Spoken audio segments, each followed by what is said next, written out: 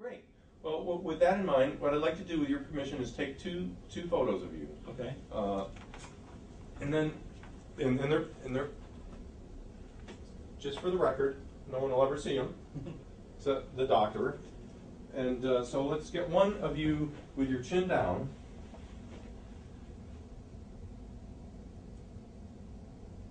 Get an aerial shot here. And then one from the back, so we can get the donor site and look at the back.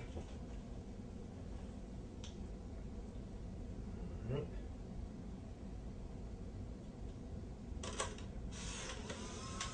Okay, now while those are developing, let me define for you the treatment area so that when you're talking to the doctor, you can articulate exactly where you want to have more hair. Okay. So if you can look at the mirror and follow along. Is it too bright? Do you want me to pull the shade a little bit? It looks like you're... a little bright. Yeah. There you go. Okay, you can adjust the mirror to follow along there, Seth. Okay. If I were to draw an imaginary line where your ears begin and connected that line, that would be about right here. So, can you see that? Yeah. Anything in front of the comb, that is, for definition purposes, your front. Okay. So these are called the corners. That's usually where there's some receding.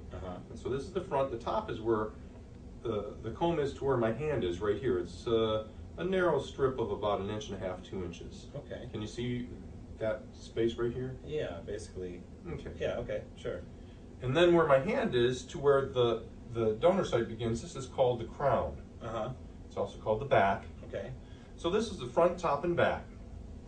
And if you recall from our conversation, this is immune from falling out, genetically immune. You know, you don't have to worry about this. Right. But certainly anything above there is what we consider your at-risk area.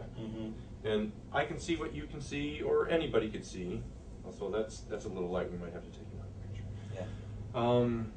It appears as though you have some thinning from about right here to about where my hand is, right here. Can you see that? And from about right here to right here in this corridor right here. Yeah.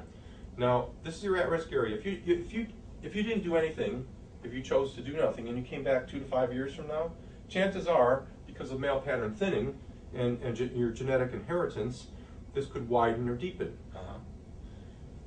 So, if you're taking Propecia, then that will help you maintain this hair from falling out. Okay.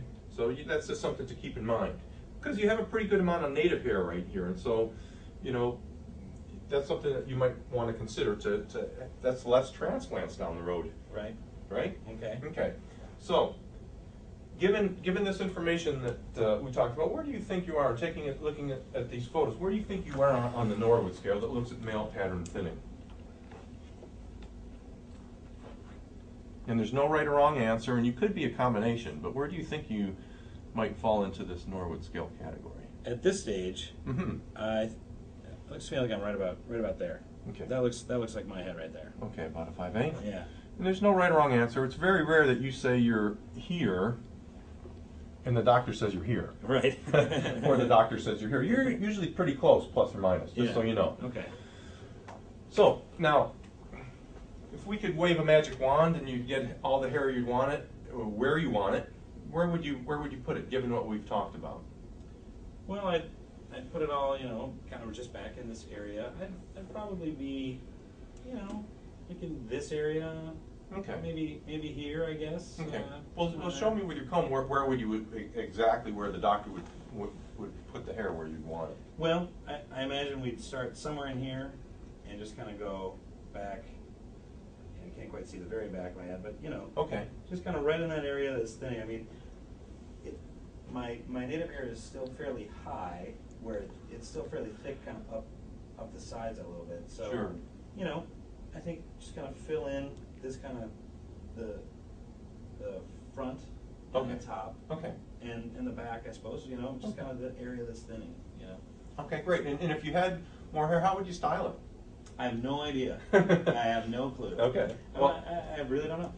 Okay. It'd be fun to try.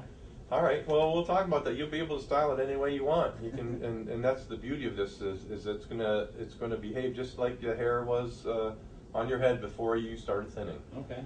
So you brought up a good point. One of the things that we like to talk about is the fact that the front is what frames your face. It's what everybody sees. It's what you see in the mirror every day. It's what everybody else sees. So what the doctors at Bosley typically like doing is working the front and top so that you're comfortable and that you're happy with it.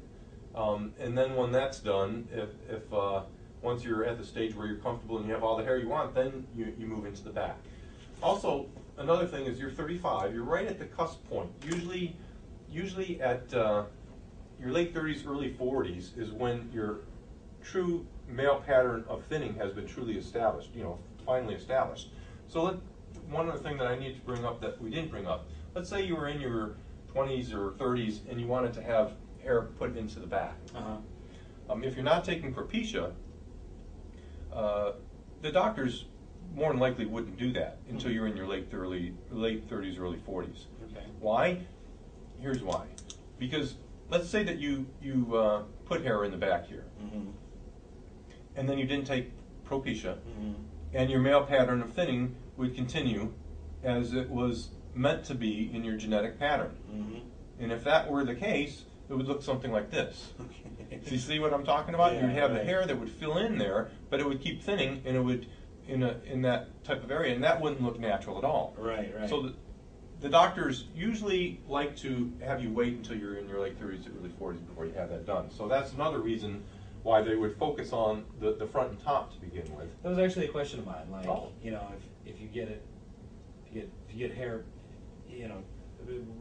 transplanted or restored or whatever, and then it falls out, you kind of want to with an island of hair up there. Right. Absolutely. Dealing with that. It's a lot easier in the front and top. With the front and top, what the doctor will do, he's not only going to place the hair where it's missing or receding, but it'll go in between your existing hair, so that if you don't take Propecia, it'll be random and natural and balanced, so you'll still look great. It'll look like the same as you do now or better. Okay. Basically. Okay. So you don't have to worry about that part, but this is a little trickier back here because of the way that it kind of fans out. Okay. So the doctors would like to hold off on that. Okay.